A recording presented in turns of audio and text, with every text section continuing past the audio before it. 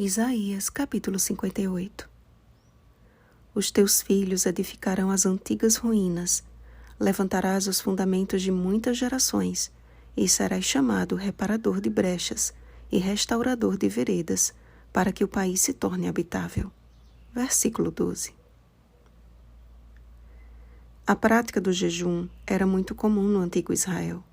Encontramos a primeira referência ao jejum na Bíblia, quando Moisés subiu ao monte para receber as segundas tábuas da lei, e ali esteve com o Senhor 40 dias e 40 noites, não comeu nem bebeu água, e escreveu nas tábuas as palavras da aliança, as 10 palavras.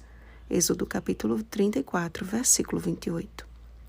O primeiro jejum bíblico, portanto, estava intimamente relacionado com os mandamentos de Deus e antecedeu o momento em que a pele do rosto de Moisés resplandecia depois de haver falado com Deus, de forma que pôs um véu sobre o rosto. Êxodo capítulo 34, versículos 29 e 33. Uma experiência marcante que assinalou o recomeço de um povo chamado para iluminar o mundo com a glória do Senhor.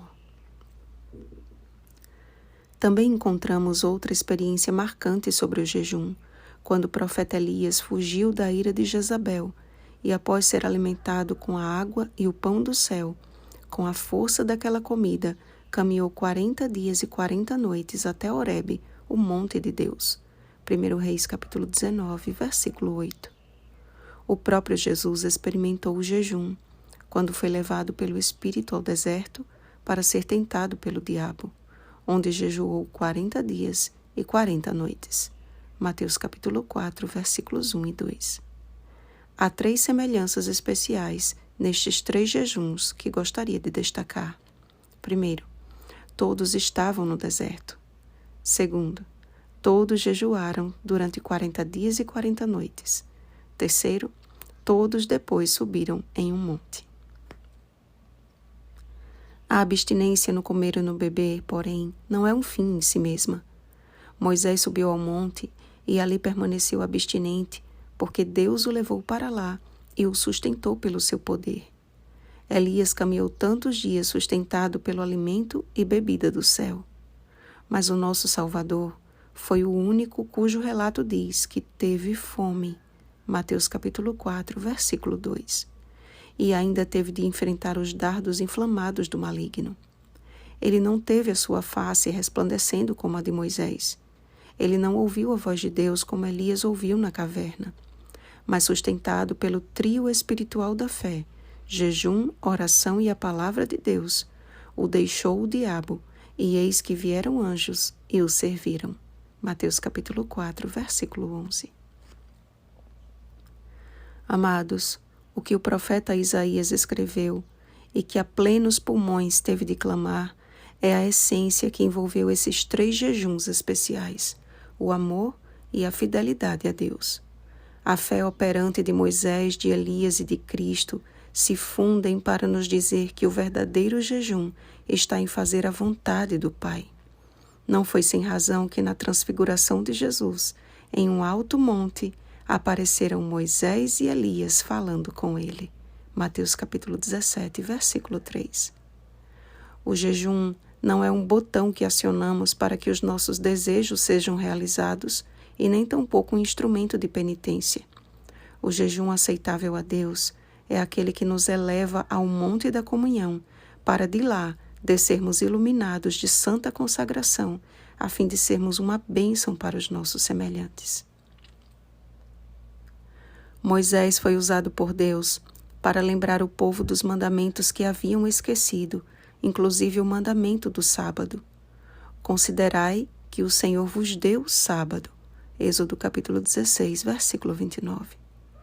Elias restaurou o altar do Senhor que estava em ruínas. 1 Reis capítulo 18, versículo 30.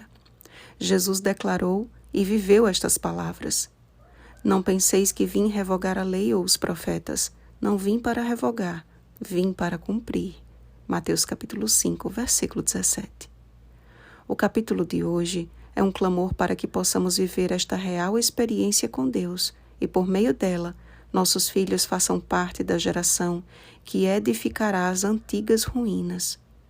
um clamor para que vivamos o Evangelho prático, que mesmo seja o deserto o último lugar de nossa existência, ou a experiência de alguns dias, confiemos de que, se perseverarmos, o Senhor converterá o deserto em um jardim regado e um manancial cujas águas jamais faltam. Quer receber a força do alto para superar os desertos de sua vida?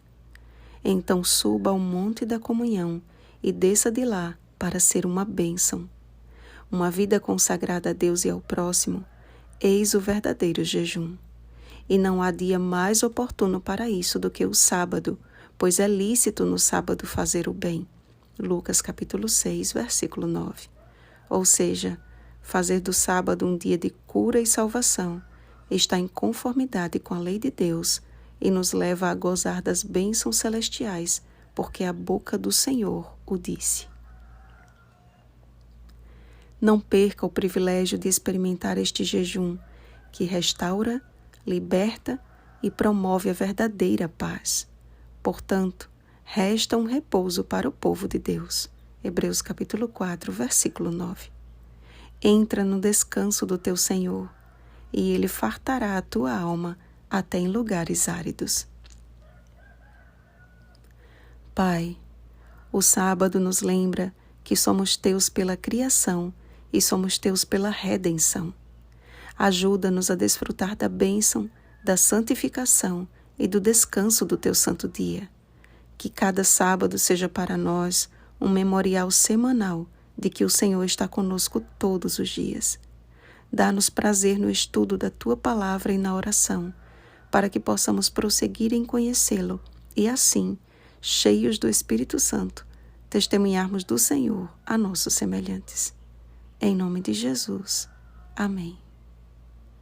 Vigiemos e oremos. Um feliz sábado, reparadores de brechas e restauradores de veredas. Oremos pelo batismo do Espírito Santo. Oremos uns pelos outros. Rosana Garcia Barros.